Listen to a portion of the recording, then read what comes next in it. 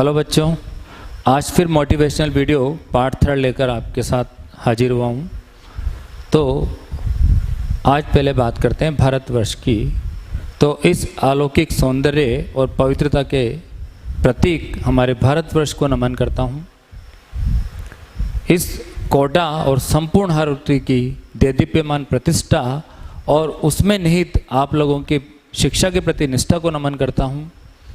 वह वटवृक्ष जिसकी छाँव में आप फल फूल रहे हैं, ऐसे जीवन सौंदर्य के पारखी आपके माता पिता को नमन करता हूँ एवं कोटा नगरी के उन शिक्षकों को नमन करता हूँ जिन्होंने इसे विश्वविख्यात ख्याति दिलाई। और इसी के साथ आपके उज्जवल भविष्य की कामना करते हुए सबसे पहले 74वें स्वतंत्रता दिवस पर आप सबको हार्दिक शुभकामनाएं देता हूँ। कोरोना वायरस के कारण ये 74वां स्वतंत्रता दिवस उतनी धूमधाम से नहीं मनाया गया, यानी कि स्टूडेंट इसमें पार्टिसिपेट नहीं कर पाए और संपूर्ण विश्व इस कोरोना वायरस महामारी से जूझ रहा है। इसलिए भारत सरकार ने वर्ष 2020 स्वतंत्रता दिवस की थीम को आत्मनिर्भर भारत अभियान से जोड़ा हुआ है। आत्मनिर्भर भारत अभियान अपने देश के द्वारा आत्मनिर्भरता की दिशा में चलाए गए कुछ कदम हैं। जैसे वर्ष 2019 में चंद्रयान 2 इसरो द्वारा प्रक्षेपित किया गया था, जो 95% सफल रहा। ये एक बहुत महत्वपूर्ण उपलब्धि थी इंडिया की। और उसके बाद अभी हाल ही में चेन्नई और अंडमान निकोबार द्वीप समूह के बीच में हिंद महासागर क्षेत्र में 2300 किलोमीटर की लंबी पाइपलाइन समुद्र के नीचे ऑप्टिकल फाइबर पाइपलाइन बिछाई गई, जो अंडमान निकोबार द्वीप समूह को 4G और 5G नेटों का सपोर्ट करेगी। और ये काम किया भारत की ही कंपनी BSNL के द्वारा। तो ये तो बात हो गई बच्चों आज स्वतंत्रता दिवस पर आपको अनेक शुभकामनाएं। अब बात करते हैं अपने प्यारे आपके कैरियर से रिलेटेड मोटिवेशनल बातें करते हैं। अब तो सूरज की तरह चमकना है तो पहले सूरज की तरह जलना या तपना होगा। ये वाक्य हम सभी के प्रेरणा स्रोत भूतपूर्व राष्ट्रपति एवं मिसाइल मैन के नाम से जाने जाने वाले हमारे प्यारे डॉक्टर APJ अब्दुल कलाम साहब के कथन थे। उनका कहना था कि जितना ज़्यादा संघर्ष करोगे, जितना ज़्यादा मुश्किलों का सामना करोगे, उतनी ही बड़ी सफलता मिलेगी। तो अगर सूर्य की तरह अगर आपको तपना है, तो आपको सूर्य की तरह चमकना है, तो पहले आपको उसके लिए तपना होगा, उन्हीं की तरह जलना होगा। उतनी ही मेहनत करनी होगी, कड़ी मेहनत करनी होगी। अब मेरा कड़ी मेहनत से यहाँ तात्पर्य है कि मेहनत वो जिसे करने में मज़ा आए, मेहनत वो जिसे करने में हमारा मन करे। संघर्ष का मतलब मैं ये नहीं कह रहा कि अपन कहीं लाइन में खड़े हैं और बहुत गर्मी है और हमारी टूटी चप्पल पहन के अपन खड़े हैं, वो संघर्ष नहीं है। सही डायरेक्शन में एक जो एक लक्ष्य है उसे प्राप्त करने के लिए दिल व जान से जो मेहनत की जाए, वो उसको हम तपना कह रहे हैं यहाँ पर। जैसे कभी मान लो मैं आपको कहूँ कि बच्चों आज पढ़ाई की जगह अपन क्रिकेट खेलते हैं। अब आप 2 घंटे क्रिकेट खेले, उस दौरान आपने रन बनाने की संघर्ष भी किया, दौड़े भी सही, विकेट भी लिया, कैच छोटा भी सही, लेकिन आपको मज़ा आया, पसीना भी बहा आपका, संघर्ष भी किया, मेहनत भी की, लेकिन आपको उसमें मज़ा आया। आज आप अपने किसी दोस्त, आपके किसी बड़े भाई के दोस्त की शादी में जाते हो, वहाँ जाकर आप देखते हो कि चलो डांस करते हैं भाई शादी में। तो जब आप डांस करते हो तो आप 2 घंटे तक डांस कर रहे हो लगातार, बीच में रुक कर, और आपको बहुत पसीना आता है। अगले दिन आप बोलते हो कि यार तेरी शादी में तो बहुत मज़ा आया था भाई, लेकिन आपने ये नहीं कहा कि पसीना बहाया था, आपने क्या बोला? मज़ा आया था। क्यों? क्योंकि आपको वो जो मेहनत किया आपने उसमें आपको मज़ा आया, पसीना तो बहा वहाँ पर। ठीक ऐसे ही अपनी सफलता प्राप्त करने के लिए हमें अपने जो संघर्ष है, जो हमारी मेहनत है, उसमें मज़ा आना चाहिए। तो तो यहाँ पर मैं ये कहूँगा कि यदि आपको किसी कार्य में सफलता प्राप्त करनी है तो उस कार्य को प्यार करना प्रारंभ कर दीजिए, और यदि आप उस कार्य को प्यार नहीं कर सकते तो फिर उस कार्य को करना छोड़ दीजिए। आज विराट कोहली, सचिन तेंदुलकर, बड़े बड़े फुटबॉलर, रोनाल्डियो, डेविड बेकहम, इन सब ने भी तपस्याएं की है। आज जो आईएएस बनते हैं, जो अखबारों में आता है कि वो आईएएस बने, उन्होंने भी बहुत मेहनत की, लेकिन उनको मेहनत करने में मज़ा आया, इसलिए वो सफल हुए। तो कड़ी तपस्या, मेहनत तो की, लेकिन उसमें हमें इंटरेस्ट होना चाहिए।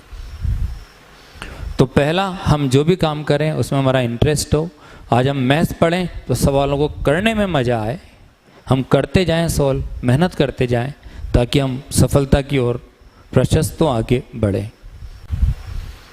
तो बच्चों, एक बार क्या हुआ, मैं शिक्षा के क्षेत्र में काफ़ी समय से जुड़ा हुआ हूँ। तो एक बार एक युवा मेरे पास आके कहता है कि सर मुझे भी आपकी तरह मैथ्स पढ़ाना सीखना है। तो मैंने उससे कहा कि भैया ठीक है भाई बालक, ज़रूर सिखाएंगे, तुम्हारे पसंदीदा टॉपिक बताओ। उसने अपने पसंदीदा टॉपिक बताया कुछ। मैंने कहा इनमें से इन 3 टॉपिक को घर जाके तैयार करके और मेरे पास 15 दिन बाद आओ। मैं उसकी परीक्षा लेना चाह रहा था। जैसे ही मैंने उससे ये कहा कि तुम 15 दिन बाद आओ तैयारी करके, तो उसके चेहरे के भाव बदल गए और उसके बाद वो पलटकर कभी वापस नहीं आया। फिर एक बार एक और युवा मेरे पास आता है, वो भी यही बात करता है। मैंने उसको भी यही कहा कि भाई तुम ये कर आओ। तो उसने कहा कि ठीक है सर, मैं ट्राई करता हूँ, और उसके बाद फिर वो पलटकर वापस नहीं आया। और अभी 1 साल पहले एक युवती मेरे पास आई जो कि बीटेक और एमटेक किया हुआ था। उसकी थोड़ी इंटरेस्ट मुझे दिखा। तो जब मैंने उसको कहा कि भाई तुम कुछ टॉपिक जो आपके इंटरेस्टेड है उन्हें तैयार करके आओ, ताकि मैं आपका टेस्ट लूँ और फिर मैं आपको कोचिंग के फील्ड में या पढ़ाई के फील्ड में उतार सकूँ, क्योंकि आखिर बच्चों का भविष्य का प्रश्न है। तो उन्होंने मेरी बात को माना, वो गई, उन्होंने मेरे को फ़ोन पे बात की। मैंने उनको जो उन्होंने विषय संबंधी सलाह मांगी वो सब मैंने उनको दी, लेकिन अंततः वो भी फिर दोबारा पलट कर नहीं आई। तो मैं हैरान हो गया फिर बच्चों ये देखकर कि लोग आखिर तपना क्यों नहीं चाहते, परिश्रम क्यों नहीं करना चाहते, आखिर सीखने की प्रक्रिया क्यों नहीं अपनाना चाहते। जब तक आप सीखने की प्रक्रिया नहीं अपनाएंगे तब तक आप कैसे उस फील्ड में अंदर तक जा पाएंगे। आज बड़े बड़े जितने भी कॉरपोरेट जगत के लोग हैं, जो धनी लोग हैं, आज वो भी अपने पुत्र को डायरेक्टर के पद पे नहीं बिठाते। पहले उन्हें सीखने की प्रक्रिया को जानने के लिए धीरे धीरे नीचे से ऊपर आने को कहते हैं। विप्रो के मालिक अजीज प्रेम जी की बात करें अपन, तो उन्होंने अपने पुत्र को ऐसे आगे बढ़ाया। और भी काफ़ी एग्जाम्पल ऐसे आपको मिलेंगे। तो क्योंकि आखिर ये इतने जो धनी लोग हैं, ये चाहते तो सीधे ही उच्च पद पे बिठा देते, पर ये सीखने की प्रक्रिया का महत्व जानते हैं, तो फिर एक आम आदमी तपना क्यों नहीं चाहता। तो एक बार क्या हुआ, एक युवा एक मूर्तिकार के पास मूर्ति बनाने की कला सीखने के लिए जाता है। तो मूर्तिकार ने उसको सिखाने की सहमति दी और उससे कहा कि तुम कल मेरे पास आना। वो युवा उस मूर्तिकार के पास जाता है और मूर्तिकार उसको आते हैं, उसको एक मार्बल का टुकड़ा पकड़ा देता है और अपने कार्य में जुट जाता है। सुबह से शाम तक मूर्तिकार मूर्ति बनाता रहता है और वो युवा को सवेरे से शाम तक कोई काम नहीं देता, केवल उस मार्बल के टुकड़े को पकड़े रहता है वो। फिर अगले दिन फिर आता है वो, फिर आते हैं, उसको मार्बल का टुकड़ा देता है और मूर्तिकार अपने कार्य में जुट जाता है। और वो युवा हमेशा उस मार्बल के टुकड़े को पकड़े रहता है। ये प्रक्रिया लगातार 6 दिन तक चलती रही। तो 7वें दिन फिर उस युवा को मन में आक्रोश आ गया, गुस्सा आ गया कि यार ये मूर्तिकार मुझे कुछ सिखाता ही नहीं है और पूरा मुझे दिन भर केवल मार्बल का टुकड़ा पकड़ा देता है। तो उस दिन 7वें दिन तो वो तय करता है कि अब मैं आज तो जाके मना कर ही दूंगा कि भैया मुझे नहीं सीखना, आप मुझे तो फ्री करो यहाँ से।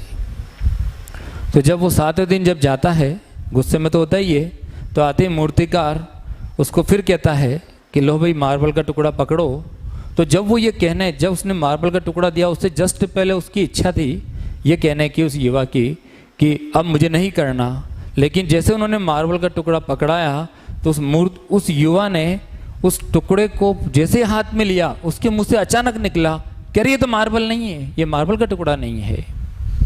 तो वो युवा जिसने ये जवाब दिया तो उस मूर्तिकार मुस्कुराया और उसने मुस्कुराते हुए कहा कि आज आपने सीखने की प्रक्रिया का पहला चरण पास कर लिया है। ये देखकर वो युवा दंग रह गया कि जाने अनजाने में वो उसको केवल पत्थर की पहचान कराने के तरीके से वाकिफ कराता रहा, शायद उसका यही तरीका होगा। तो बच्चों, आज का जो युवा है आखिर वो तपना क्यों नहीं चाहता? जब आपको बहुत बड़ी उपलब्धि लेनी है तो उसके लिए आपको सीखना पड़ेगा, तपना पड़ेगा, उसके लिए मेहनत करनी पड़ेगी। उसके बिना वो उपलब्धि आपको क्यों मिले, फिर क्यों मिलनी चाहिए वो उपलब्धि? तो आपको उपलब्धि तभी मिलेगी जब आप उसके लिए कुछ बड़ा करोगे, कुछ मेहनत करोगे, तपोगे। यही मेरा इस बात के लिए कहना है कि आप मेहनत करें, स्ट्रगल करें, टेबल कुर्सी पर बैठकर मेहनत करें, क्वेश्चनों को बनाएं, लिखें, सॉल्व करें, डाउट अपने टीचर से पूछें, पर लगे रहें, पूरी ताकत और जुनून के साथ अपनी मेहनत करते रहें। जिस प्रकार तपे बिना मोमबत्ती रोशनी नहीं देती, जिस प्रकार तपे बिना खेत अनाज नहीं देते, जिस प्रकार तपे बिना कोयला हीरा नहीं बनता, जिस प्रकार तपे बिना लोहा आकार नहीं लेता, जिस प्रकार तपे बिना सोना जेवर नहीं बनता, उसी प्रकार तपे बिना एक आम आदमी, आम इंसान खास नहीं बनता। और अंत में मैं उन बच्चों के लिए जो अभी मेहनत कम कर रहे हैं या जो थोड़ा जिनमें जुनून कम हो गया है या जिनको लगता है कि यार हमसे इतनी मेहनत नहीं हो पा रही है, उन बच्चों के लिए एक मेरे फेवरेट कोटेशन है, वो मैं बोलना चाहता हूँ कि कौन पहुँचा है अपने आखिरी मंजिल तक, हर किसी के लिए थोड़ा आसमां बाकी है। यदि तुझे लगता है कि तू उड़ने के काबिल नहीं, तो मैं ये मानता हूँ कि तेरे पंखों में अभी बहुत उड़ान बाकी है, बहुत उड़ान बाकी है। जय हिंद, जय भारत।